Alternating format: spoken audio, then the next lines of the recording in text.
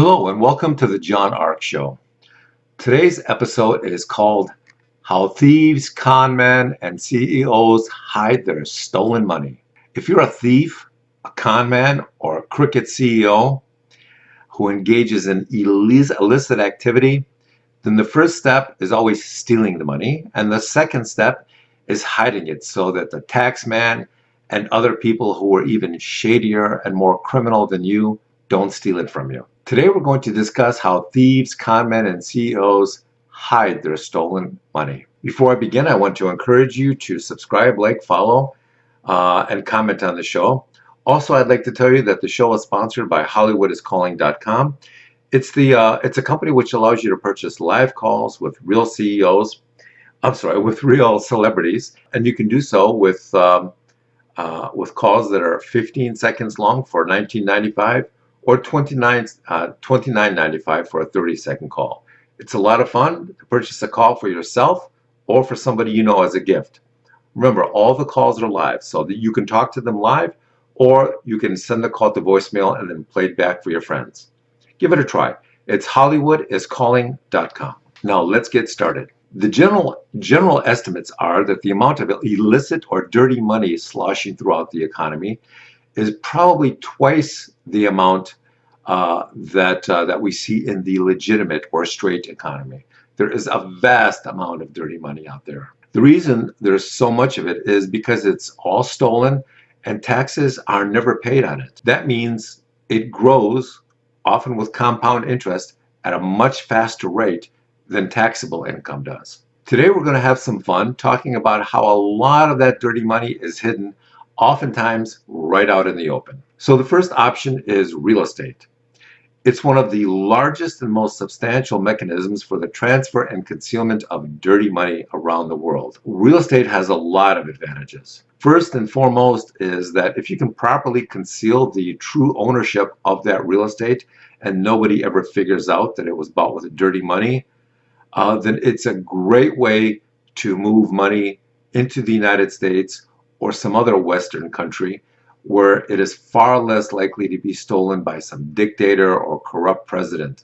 A lot of criminals feel that hard assets are always more desirable because they can convey a lot more legitimacy than a semi-truck full of drug money rolling across the country. As always, the trick with real estate is to make sure that it doesn't get seized because the feds realize that you purchased it with drug money. One of the other advantages of real estate are the tax advantages and the write-offs, and the fact that unlike the stock market, your buildings probably aren't going to lose half their value overnight if things go south, especially if they're generating positive cash flow. Now, the next favored mechanism for the hiding of cash and assets are fake businesses. Crooks and con men love to conceal their stolen money by purchasing businesses that generate a little cash.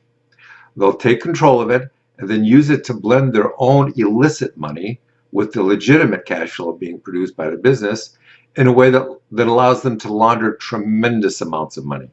Under some circumstances, the more money the business appears to be losing, the better a purchase it is, because they can turn it around, and with drug money, they can grow it to a level that allows them to launder enormous amounts of cash. Another nice thing about owning what appears to be a conventional business is that it allows you to to put a lot of your criminal friends and employees on the payroll and generate a W-2 for them, and that makes it, and that at least gives the air of legitimacy to some of your people. You know, even low-level criminals need to appear to be proper citizens, and that can be achieved to some extent with a legitimate W-2. The next really common mechanism for the hiding and concealing of cash and assets is to purchase or bribe politicians. If you're a massive criminal organization or drug cartel and you have to conceal enormous amounts of money, then a really effective way of doing that is to bribe high-level politicians or even presidents of nations so that they can protect you. Conversely, There's a reason so many politicians and presidents of third world nations get arrested, deposed, or killed. It's usually because they've gone into business with criminals in their country, and then something goes wrong. There may have been too much greed, or a power grab, or some kind of external competitor moving in a very threatening manner. But something usually happens, and when it does, there's a shift in control that causes a lot of changes. The next common practice is to purchase a law firm. There are a number of law firms around the world that specialize in setting up fake shell companies. They'll buy influence with politicians, they'll transfer and conceal ownerships of assets, etc. This is the reason these firms exist. Some of these firms do so much business with the criminal underworld that they are essentially taken over by their clients. They might be bought out by them, or they might just reach an understanding of some sort uh, that they need to keep the criminals as clients, or else. Some of these law firms might be completely owned and controlled by organized crime without anyone but the top two or three people at the firm knowing who the real owners are. That's done to preserve the illusion of legitimacy for the public. Another very substantial way of concealing stolen money and property is by purchasing a major seaport or an airport. Facilities like these can control the movement of billions of dollars of cargo and shipments on a daily basis. And that can provide the massive infrastructure people need to move mountains of cash or stolen property. In addition to making it possible to control the flow of stolen goods, these ports have another tremendous advantage in that they make it extremely easy to circumvent the travel restrictions that people who have too many felony convictions will encounter when they try to pass through a legitimate airport or seaport. Traveling in and out of these countries, if you're a serious criminal, becomes significantly easier if your organization controls a seaport or airport. It also means that they can sell that travel service and that access to other criminals for a very substantial sum. Next, we have a very significant mechanism for the concealment and transfer of illicit funds, and it involves the purchase of internet service providers and tech companies. The vast majority of illicit money travels over the internet these days.